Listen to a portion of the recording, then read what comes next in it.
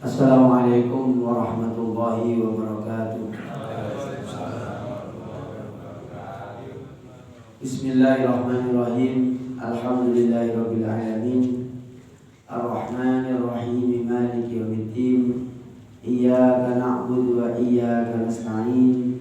Ihdinas siratal mustaqim, siratal ladzina an'amta 'alaihim ghairil maghdubi 'alaihim waladdallin. Allahumma shalli ala Muhammad wa ala alihi wa sahbihi ajma'in wa man tabi'ahu bi ihsanin ila yaumiddin. Amma ba'du, Bapak Ibu sekalian yang dimuliakan Allah Subhanahu wa taala. Kita melanjutkan pembacaan kitab Bulughul Maram yang batas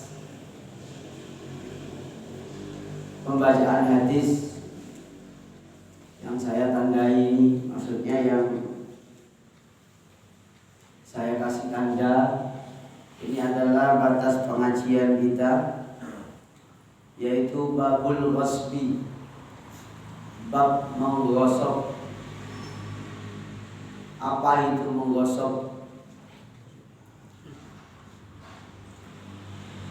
Menggosok itu adalah Bismillahirrahmanirrahim. Al-istila'u urfan wa ta'rifuhu lughatan, utawi ta'rifi ghosok lughatan secara bahasa. Akhdus syai'i iku ngalap swiji-wiji, ngalap barang utawa swiji-wiji. Zulman mujaharatan, zulman kelawan cara zalim, wa qahran lan kelawan nyengker utawa maksa.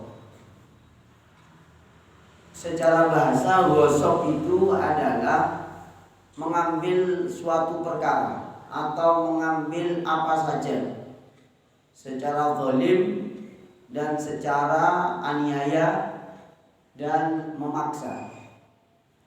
Wastilahan lan ing dalem cara istilahi ulama syar'iyan kang bangsa syariat, gosok secara istilah agama, menurut istilah agama, al-istila'u iku muasani urfan, menurut kebiasaan wong akeh, ala haqi wairihi, ing atase haqi wong liya. Secara istilah syariat, istilah agama, gosok itu adalah al-istilah urfan, menguasai, memonopoli, selain kata selainnya menguasai apa? Monopoli, ala haqi ghairihi urfan, menurut pandangan orang umum. Itu namanya menguasai, mengambil alih haknya orang, ala haqi ghairihi, atas haknya orang lain, qahron, secara secara diktator, secara maksa, secara lain-lain, bi ghairi haqqin, tanpa ada landasan yang benar. Itu namanya ghosok. Wal istila'u utawi istilah menguasai, mengeksploitasi, kemudian memonopoli. Kal qabdi iku koyok gegem. Kal qabdi koyok gegem, megang tanpa ada alasan yang benar, itu gosok. Megang barang, pokoknya yang sifatnya ini menguasai. Kal qabdi yakhtalifu bi ikhtilafil mustawla alaihi, tergantung tergantung menurut pandangan orang yang begini ini namanya menguasai. Oh, yang begini namanya memonopoli. Oh, yang begini ini namanya menurut orang banyak. Ini adalah perbuatan nyerobot. Nah, nyerobot ya, bagi juga nyerobot. Wa huwa muharramun bil kitab. Ghasab itu haram menurut Quran. Was sunnah, dan sunnahnya Nabi. Wa ijma'il muslimin, dan ijma'nya ulama. Wa yaqtadihi al-adl wal qiyas, dan yang bisa artinya yang dapat memberikan pandangan bahwa ghasab itu haram, itu adalah keadilan, rasa keadilan, wal qiyas, dan qiyas. Gampangnya itu ghasab itu mengambil alih haknya orang, memonopoli, menguasai, menyerobot, itu ghasab. Itu jelas mengambil haknya orang. Baik itu berupa materi maupun non materi. Ya, kalau kemarin kita bicara masalah ngutang ya, minjem barang. Di dalam minjem barang sama kemarin saya singgung, meminjam yang nggak bilang-bilang itu namanya susah. Kemarin saya contohkan itu bulan kemarin. Saya contohkan adalah pakai sandalnya orang di depan itu nggak izin, mau dikai wudhu jemek-jemek gitu. Asal balik mau dikai jemek. Belum sama dijemekin. Sandalnya dijemekin. Sandalnya salah sandalku kulit. Kulit saya cepat garing, kalian gabus. Sandal gabus. Sama gak garing-garing itu. Dolim itu namanya ya. Dolim itu contoh sepele. Lungguh di sepeda motor wong, duduk di atasnya sepeda motor. Di parkiran itu. Itu kan sepele loh. Sepele Pak, tapi sampean moro-moro duduk di sepeda orang tanpa izin. Parkir sepeda karena ngenteni bojone moro lungguh ambek rokokan. Ambil telepon-teleponan, duduk di atas sepeda motornya orang. Itu namanya al-istilah, istilah fikih niku. Istilah. Bab ghasab. Dosa. Lihat orang yang sepeda motornya didudukin gak ikhlas, nanti walaupun imam masjid al-islah masuk neraka. Kenapa? Di kiamat nanti nuntut. Bilang ke malaikat. Malaikat, ini Pak Arif duduk di atas sepeda motor saya kayak jin, gak terima saya. Sepeda motor saya sampai beset dilungguin.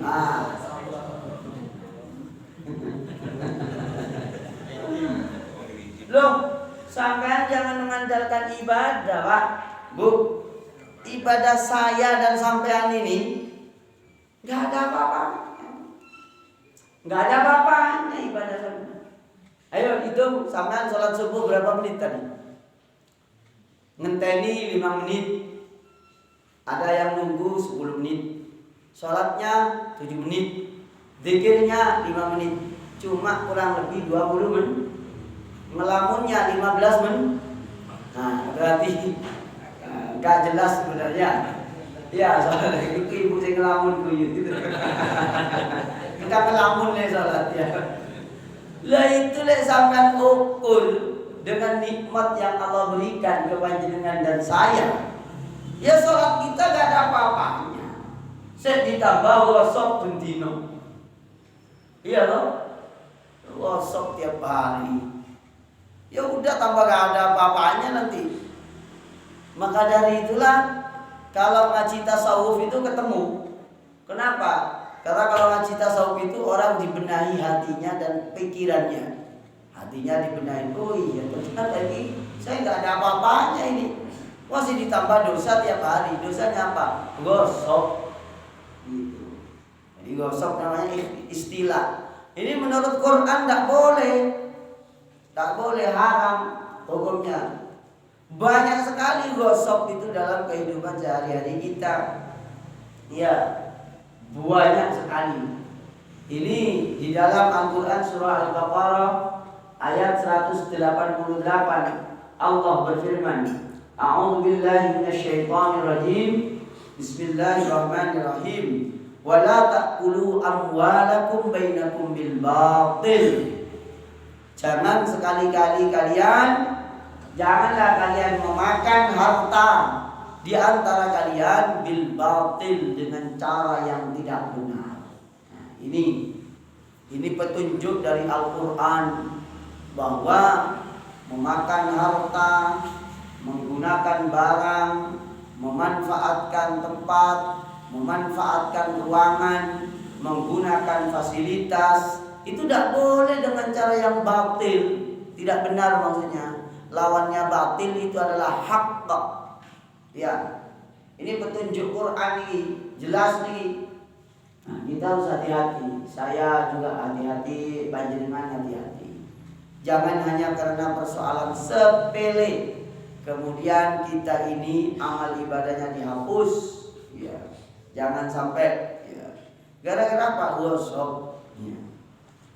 Wa qala sallallahu alaihi wasallam, diriwayatkan oleh Imam Bukhari di dalam kitab hadis yang ke 3198. Manik taqa'a maka utawi sapane wong iqtaqa'a iku motut apa njupuk ya, ngambil shibron sak. Niki apa namanya ini? Sak jengkal.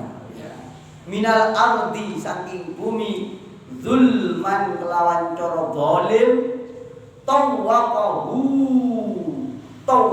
mongko ngalungaken sapa Allah ing man min sab'i aradina saking 7 aradina pira-pira bumi yaumul kiamati ing dalem dina kiamat. Iki hadis riwayat Imam Bukhari. Ini wajib ini diketahui ini. Wajib banget. Ini siarannya pakai YouTube apa YouTube? Nanti kirim ke saya ya. Soalnya saya ini tidak tahu ya kenapa ini pagi ini saya ini banyak yang lupa ini.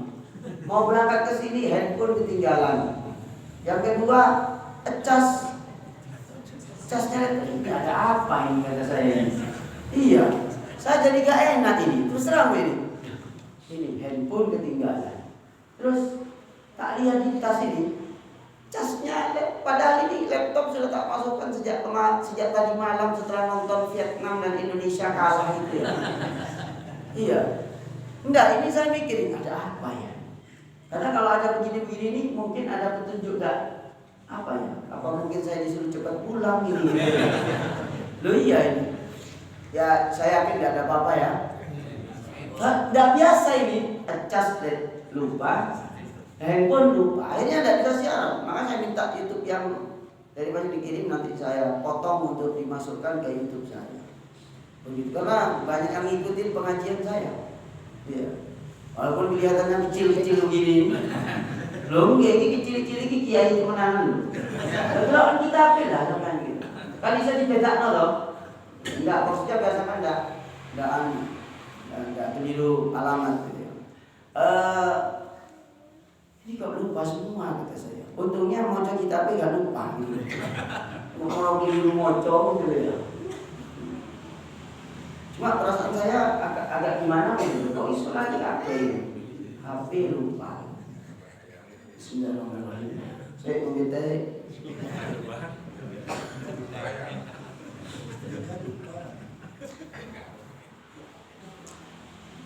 Manittaqa'a, barang siapa yang mengambil satu jengkal dari bumi secara zalim. Artinya zalim itu enggak benar, enggak ada landasan yang benar, enggak ada bukti yang benar. Tawaqahu min sab'i aradina, maka nanti bumi 7 lapis oleh Allah dikalungkan ke dia. Kapan? Hari kiamat. Makanya hati-hati nek bangun omah, ya. Batasnya jangan sampai mengambil batasnya orang. Sekian ini nanti dikalungkan 7 lapis. Ya. Ini penting Pak. Nih. Bu, jangan sampai mengambil haknya orang. Sak senti oleh Allah dikalungkan di hari kiamat sampai 7 lapis. Berarti Pak, menurut hadis ini, bumi ada 7 lapis. Dan Nabi mengatakan begitu. Rawahul Bukhari. 7 lapis. Maka panjenengan beli tanah itu murah, berapapun harganya itu murah. Kenapa kok murah? Sama terus di dunia piro sekarang nih? Dunia ini, sampai 2 juta. Murah itu. Soalnya yang dibeli 7 lapis. 7 lapis. Lebih 7 lapis. Beli berapapun tanah itu murah. Soalnya yang dibeli sampai 7 lapis. Ke bawah itu sampai bisa bongkar kalau ada emasnya, lumayan itu. Ya kalau ada, ada ya enggak. Ya, lo enggak betul. Yang paling murah di dunia itu membeli tanah. Kenapa? Kalau beli tanah itu sampai 7 lapis kok yang dibeli. Itu lek sampean keruk saja saat truk, dibuat batu bata, dijual, dapat uang, lalu ditimbun lagi. Minta ke orang timpunannya ya. Cari orang-orang yang tanahnya minta dia timbun. Setelah itu keruk lagi. Itu untungnya besar. Itu kan muamalah, jual beli, bagian daripada bisnis. Nah, jadi ini dalil hadisnya ya. Dalil hadis. Hadis yang pertama ini, Qur'annya tadi surah Al-Baqarah ayat 188. Ya. Terus hadis yang kedua, riwayat Imam Muslim, hadis ke 1218. Bismillahirrahmanirrahim. Wa qala sallallahu alaihi wasallam, Allahumma shalli wa sallim wa barik alaihi. Inna dima'akum, saktuhune pira-pira gede sira kabeh, sesungguhnya darah kalian, wa amwalakum, dan harta benda kalian, wa a'radakum, dan harga diri kalian, alaikum, ing atase sira kabeh, haramun iku haram. Maksudnya bagaimana? Darah kita ini tidak boleh seenaknya dialirkan. Artinya orang tidak boleh melukai, seret. Ya, melukai, haram melukai orang. Wa amwalakum, ngambil hartanya tanpa ada hak, maka itu haram. Wa a'radakum, dan juga apa ini? Harga diri. Apa yang menyebabkan orang lain kecewa, apa yang menyebabkan orang lain sakit hati, apa yang menyebabkan orang lain malu, itu namanya a'rad. Ya, apa yang menyebabkan orang lain malu kok kita lakukan? Zalim.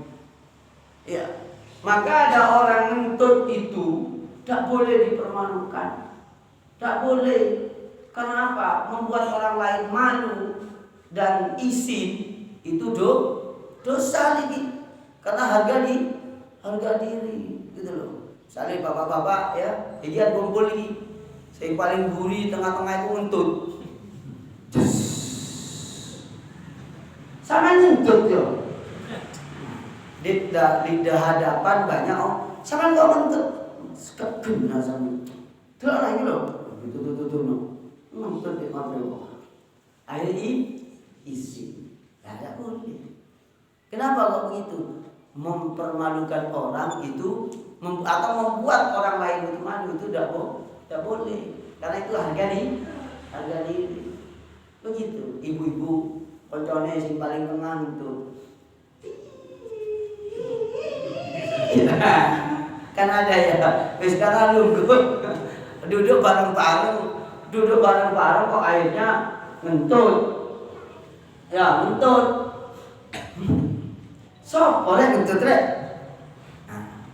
Gak oleh itu ngomong itu, gak etis. Pas rame-rame ngomong, so boleh ngentut rek? Wah, genai. Sama apa? Enggak, aku mah titik mau. Itu juga bagian daripada harga diri. Merahasiakan kentut itu termasuk pahala. Loh, dari mana pahala Ustaz? Menahan orang lain tidak sampai malu gitu loh. Kenapa Nabi memerintahkan man satara musliman, barang siapa yang menutup aibnya orang lain sesama Islam, satarahullahu yaumal qiyamah, maka nanti aibnya di hari kiamat ditutup. Nah, itu hadisnya gitu. Maka kalau ada teman kita pas ada majelis begini ngentut, ojo rame-rame disedot bareng-bareng dan cepat habis. Nggih. Itu nggih. Niki napa keterangan pembukaan tentang wab gosok. Wa yajibu 'alal ghasib, bagi orang yang gosok itu wajib mengembalikan barang yang digosok. Fa huwa min raddil madzalim, dan itu termasuk bagian daripada mengembalikan perkara-perkara yang diambil secara zalim ala ila ahliha, kepada para pemiliknya. Ini bagian daripada bagian daripada kewajiban yang pokok. Terus orang yang gosok itu tangannya itu tangan yang dolim. Tangan yang dolim. Ini ada keterangan begini. Al-awwal yadun muta'addiyah wa dhabituha kullu man wada'a yadahu ala mali ghairihi zulman. Jadi ciri-cirinya orang dolim itu adalah dolim mengambil haknya orang, yaitu meletakkan tangannya ataupun mengambil barang dengan tangannya secara zalim. Artinya secara tidak hak, baik tangannya langsung atau tangan yang tidak langsung. Ya, Anda tidak pakai tangan, tapi pakai tanda tangan. Loh, itu mengesahkan sesuatu yang tidak semestinya disahkan, zalim. Gitu. Maka hati-hati loh. Tanda tangan ini kecil, tapi dampaknya di akhirat besar. Apalagi sampai di situ menghalalkan barang haram dan seterusnya. Ya. Apalagi sampai macam-macam. Ya. Atau itu tangan langsung atau tangan yang menjadi penyebab. Gara-gara tanda tangani sampean, kemudian orang lain terdolimi. Gara-gara tanda tangan panjenengan orang lain tersakiti, maka itu namanya zalim dan gosok. Nah, itu begitu. Maka bertanda tangan itu jangan mudah bertanda tangan loh ya. Kita tidak mudah tanda tangan. Tanda tangan meluluskan orang yang tidak lulus, itu juga zalim. Ke yang berikutnya, niki hadisnya, hadis yang berhubungan dengan gosok. Tadi sudah saya bacakan satu, manik takoa shibron. Kemudian yang berikutnya saya terangkan bab fikihnya nih. Ini tadi kan baru singgungan fikihnya. Fikih bab sebagian. Oh ya, ini sudah lebih 10 menit, sudah lebih 40 menit ini. Ada pertanyaan dulu, monggo. Pertanyaan dulu Bu, apa boleh di luar tema, boleh tema ini. Monggo dari sebelah ini. Oh ini dulu, ini bapaknya yang tua dulu, yang muda kan masih agak lama hidupnya ya. Ya, monggo. Monopoli dalam perdagangan boleh. Monopoli dalam perdagangan boleh. Contohnya apa? Yang saya pulang tentang dari Malang kita kumpulkan di satu tempat. Gimana? Pulang kentang. Oh, mengkulak kentang. Kentangnya kita dari para petani kita kumpulkan di satu sini, kemudian kita jual ke pasar tuh kan monopoli namanya bisa. Oh gini. Jadi monopoli dan tidak monopoli itu adalah ada batasannya. Ya, ada batasannya. Kalau barang itu memang dibeli itu sah secara hukum. Yang dianggap monopoli itu begini Pak. Ya, monopoli itu dalam bab agama. Insya Allah yang saya tahu ini adalah bab yang terkait dengan jual beli itu. Menutup haknya orang lain tak bisa mengakses, itu namanya monopoli. Ya, beda kalau sekarang begini. Yang mampu membeli cuma sampean. Yang lain itu tidak mampu membeli. Ya nggak bisa, kalau mau memang itu haknya panjenengan. Yang nggak boleh itu gini, contohnya, Pak, misalnya, Pak, tolong nanti kalau ada pembeli selain saya di sini, sampean jangan kasih. Tuh, ini namanya dolim. Otomatis seperti itu kan. Nah, kalau seperti itu dolim. Oke. Tapi kalau memang membeli secara wajar, itu tidak masalah. Apalagi pakai izin, pakai tanda tangan. Ya, karena ada beberapa pembelian barang, bukan ada beberapa, kayaknya banyak ya. Pembelian barang harus melalui izin. Contohnya nopo, kulaan pertalite, ya itu kan berizin ya. Kulaan solar, ngecer, itu berizin. Nah ini ada orang memonopoli kulaan pertalite, kulaan biosolar, dimonopoli di satu pom. Tolong Pak, yang kulaan di sini cuma saya, selainnya saya tidak punya. Lalu panjenengan sebagai kepala Pertamina di situ menandatangani hanya satu orang, itu dolim. Nah kalau kasusnya seperti itu dolim Pak. Dolim bukan karena apanya, tapi karena menghalangi orang lain. Mestinya jual beli itu siapa saja berhak. Ya, itu. Seperti itu Pak. Itu jawaban saya. Terus ini, Mas. Mungkin ini hal sepele ya, tapi harus diperhatikan. Oke, betul. Bolpen hilang. Bolpen maksudnya kita nemu bolpen yang mungkin nggak tahu di mana kita nemu. Nah itu kita mau pakai ini masih ragu. Nah ini termasuk ke hukum barang yang hilang. Terus kalau kita pakai itu apa termasuk juga? Sabun. Ya. Ini namanya bab lukotoh. Ini dilihat kitabnya nih, di slide ini. Namanya bab lukotoh. Bab barang temuan. Kebetulan yang ditemukan pen. Ya, pen. Pulpen itu sama dengan barang lain. Kalau nemu barang, barangnya itu harus diumumkan. Gitu ya. Harus diumumkan. Satu, kaidahnya nih, ini langsung saya baca apa maksudnya kitab nih gini. Lalu kalau nemukannya itu barang berharga, diumumkan di tempat kehilangannya. Maksudnya di tempat temuannya. Misalnya nemu di jalan atau di daerah yang tidak berpenduduk. Nah kan di situ tulis telah ditemukan pulpen Snowman.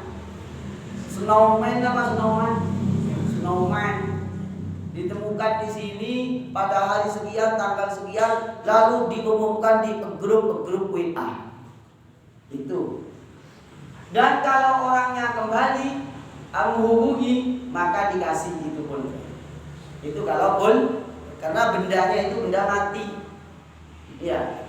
Kalau sekarang nemu sego, ya, nemu sego saat tercili, kan ada mini truk dulu itu ya. Lah sampean nemu sego saat truk, gimana? Lek sego itu lek ditunggu pengumuman, ya. Selak mambu, ya enggak? Mending dimambukno di utang, ya enggak? Nah kalau nemu makanan beda lagi. Kalau nemu makanan itu kaidah fikihnya tetap diumumkan, lalu makanannya dimakan, lalu di situ ditulis dan dia wajib mengganti kalau orangnya datang dan mengambilnya. Misalnya nemu panganan sak kardus, tapi nemunya memang di tempat wajar, ini hilang nih, ini barangnya orang ketinggalan. Begitu. Jadi harus kalau sudah diumumkan nunggu 40 hari. Oh tidak, sampai berhari-hari.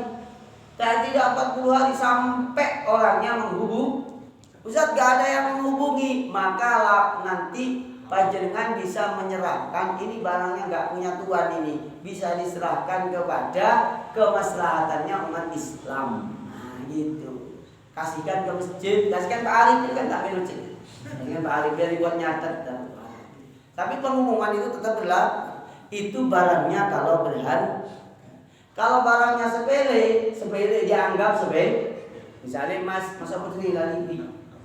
Razak. Mas Razak ini nemu duit 100 rupiah. Ya, dia jalan di depan masjid. Nah, berarti panjenengan bisa milih buat pengumuman telah ditemukan uang 100 rupiah. Boleh. Atau kalau panjenengan ambil tukokno kerupuk dengan asumsi kalau 100 rupiah ini orangnya ikhlas duit 100 rupiah. Tapi kalau 1 juta paling orangnya ini ikhlas. Tidak boleh karena barang 1 juta itu berharga. Begitu. Jadi kalau nemu barang sangat sepele, artinya orangnya itu i'rad anhu, mu'rid anhu, berpaling, wis gak ngereken. Sekiranya orang ini paling gak ngereken wong ini. Wis mek duit 100 rupiah, uang 100 rupiah, mendapati barang hilang, artinya barang temuan yang sepele, tak bernilai, orangnya sudah gak ngereken, mu'rad anhu istilahnya. Maka boleh langsung dikuasai. Iya, asalkan memang menurut pandangan umum ini barang yang sudah nggak direken, begitu. Tapi tidak boleh semua orang digeneralisir. Iya, digeneralisir. Kenapa? 100 rupiah bisa berharga. Gimana Ustaz? Loh iya, sampean beli ke Indomaret, ke Alfamart, kurang 100 rupiah, boleh digawa nggak berarti? Nggak boleh. Iya kan? Nggak boleh 100 rupiah itu. Kurang 100 rupiah itu nggak boleh. Itu ke Indomaret sama Alfamart. Kalau lebih 100 sama 200 malah dijaluk. Ya wong soge jalukan yang Indomaret Alfamart. Soge jalukan. Lo kira-kira ngomong lo iya kenyataan lo. Mau gimana lagi? Iya. Mau ya tak minta untuk annya jalukan. Itu nggak bagus sebenarnya. Orang kaya jalukan itu abu. Orang miskin aja mintaan itu jaga gabung, nggak boleh, nggak etis. Apalagi soge kok minta, nggak boleh. Yang diminta salah om miskin. Gila, keliru kuadrat ini ya. Begitu Mas Ustaz Abdul Razak. 1, 2. Ibu dulu bervariasi, Ibu, Bapak Bu. Terima kasih Ustaz. Nggih.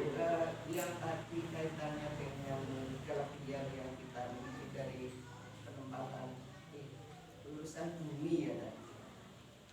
Masalah parkir di jalan Ustaz. Parkir di jalan. Ya. Iya. Oh, kalau ketemu saya parkir di jalan tak tabrak motornya. Parkir di jalan soalnya. Parkir di jalan. Karena jalan bukan milik kita ya. Oh iya. Oke. Parkir liar itu memakan bahu jalan. Mengambil bahu jalan. Parkir di jalan itu yang sifatnya tidak menguasai, itu tidak termasuk gosok. Jadi Bu, yang dimaksud gosok itu ini loh Bu, ini loh. Al-istilahu ala haqqil ghairi. Menguasai, monopoli gitu. Niki gosok, niki baru dikatakan loh. Kalau tidak istilah yang wajar. Ya, wajar misalnya saya bertamu ke rumahnya Panjenengan tidak punya tempat parkir. Mau dibawa saya parkir di depannya rumah Panjenengan langsung. Rumah Panjenengan itu depannya langsung jalan raya. Pinggir itu, yang penting di pinggir mepet dan tidak permanen. Yang nggak boleh itu sampai jalan raya ini dibuat parkiran disewakan. Atau Panjenengan itu parkir secara permanen, itu tidak boleh. Kecuali kalau sudah ada kesepakatan bahwa yang tidak punya lahan parkir boleh diparkir di sini, tapi mepet batasnya ini, yang tidak sampai merepotkan dan menyulitkan orang lain, tidak masalah. Begitu mungkin. Tapi kalau di depan rumah kita dan itu mobil pribadi tanpa batas waktu kan berarti itu sudah. Kalau di depan rumahnya sendiri ya, di depan rumah sendiri dan itu ada haknya orang lah. Nah, sejauh itu masih dalam batas. Niki kan tadi ada keterangan urfan, menurut kebiasaan umum. Kebiasaan umum itu orang memandang gimana? Itu dianggap monopoli apa boten gitu loh. Dianggap soalnya apa? Jangan-jangan panjenengan itu ninggung saya ini. Soalnya rumah saya nggak punya parkirnya di jalan di depan. Tapi sudah nggak ada problem, maksudnya dengan warga tidak ada problem.